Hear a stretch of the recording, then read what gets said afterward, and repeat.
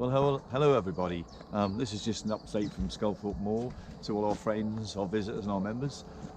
Currently we are closed due to government guidelines, but we have a skeleton staff here at the moment. We're looking after the livestock and of course the wildlife.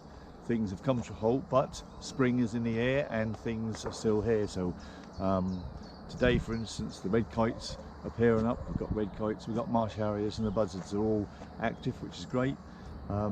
Good news is we've got tawny owls sitting on eggs as well, so things are still happening at Sculthorpe and nature still carries on, whatever.